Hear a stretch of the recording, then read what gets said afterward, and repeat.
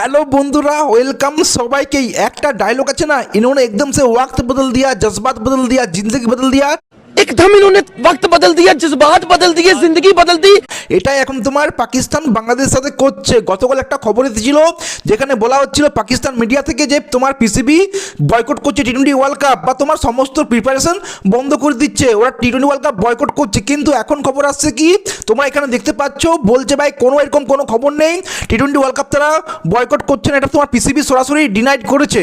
দেখো এটা আমরা জানতামই, পাকিস্তানও জানতো, বাংলাদেশও জানতো এবং তোমার ভারতও জানতো এবং আইসিসিও জানতো যে এটা কোনোদিন পসিবল না, পাকিস্তান তোমার বয়কট করবে না, এটা আমরা সবাই জানতাম। তার কারণটা কি, যদি তারা বয়কট করতো, গতকাল তারা বলেছিল যত রকমের টি-20 ওয়ার্ল্ড কাপের জন্য প্রিপারেশন হচ্ছে সেটা সমস্ত বন্ধ করতে। কিন্তু ভাই এখনো পর্যন্ত কোনো রকম খবর আসেনি যে অস্ট্রেলিয়ার সাথে যে সিরিজটা হবে টি-20 ওয়ার্ল্ড কাপের আগে যে অস্ট্রেলিয়ার সাথে পাকিস্তানের সিরিজ হবে সেটা বয়কট। তাহলে সমস্ত রকম প্রিপারেশন মানে কি, এটা জাস্ট মজা নিয়েছিল, এটা ক্লিয়ার বোঝা যাচ্ছে।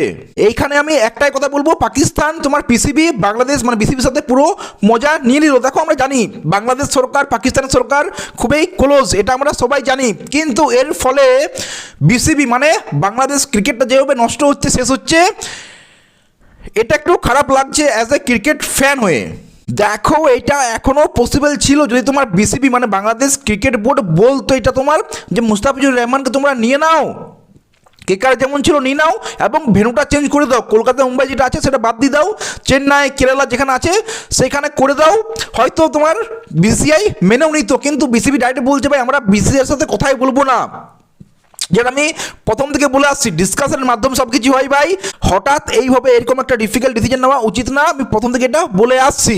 দেখো 21 তারিখ পর্যন্ত ডেট আছে, আমার মনে হয় এখানে বিসিবিকে এখনও এটা করা উচিত যে তোমার কলকাতা এবং তোমার মুম্বাই থেকে ভেন্যুটা চেঞ্জ করে অন্য কোনো জায়গায় খেলাটা চলে যাক ভাই, চলে যাক, বাংলাদেশ ক্রিকেট খেলুক।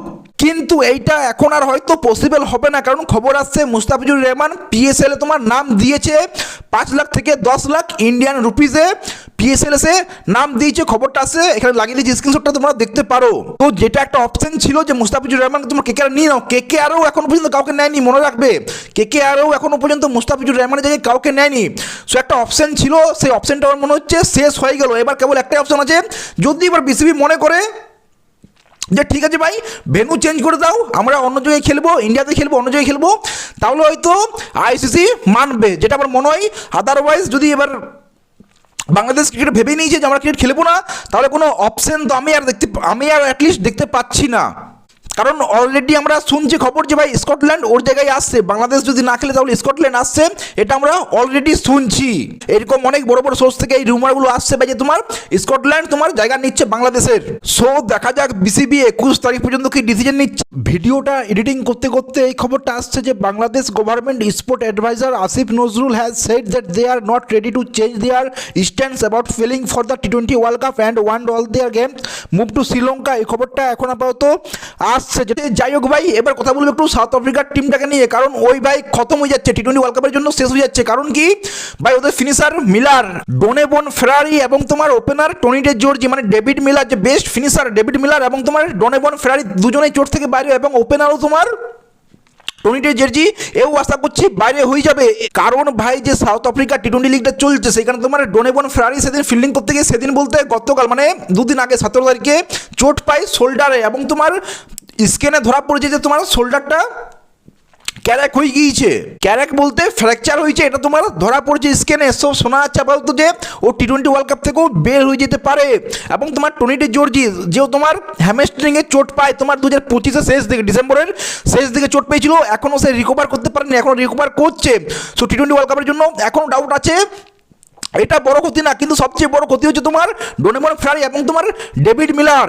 কারণ ডেভিড মিলার গতকাল যে ম্যাচটা চলছিল সেইখানে ফিল্ডিং করতে চোট পেয়েছিল ভাই, তোমার 16 ওভারে আই থিঙ্ক 16 ওভার 17 ওভার তোমার ও চোটটা পাই, ফিল্ডিং থেকে বেরিয়ে যায়, তারপর ব্যাট করতেও আসে না। সো ভাই এখানে চোটটা কতটা গুরুত্বপূর্ণ এটা তো আপাতত বলা যাচ্ছে না, কিন্তু হ্যাঁ যদি ভাই এটা হয় তোমার ডেভিড মিলার, ডোনেবন ফেরারি, টনি ডি জর্জি এরা যদি তোমার মানে টি-20 ওয়ার্ল্ড কাপের দল থেকে যদি বাদ হয়ে যায় ভাই চোটের কারণে, খুবই একটা খারাপ খবর, এটা খুবই খারাপ খবর।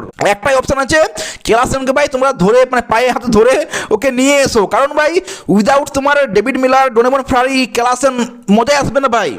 একটা স্ট্রং টিম হলে মজা আসে, কিন্তু তোমার যদি টিমে ডেভিড মিলার, ডোনোভান ফ্রারি এরা যদি না থাকে, ক্লাসেনও না থাকে, ক্লাসেন থাকছে না, কিন্তু মানে এরা দুজনে যদি চোট পেয়ে যায় জমবে না ভাই, জমবে না। সবথেকে টিমটাও খুবই একটা উইক দেখাচ্ছে।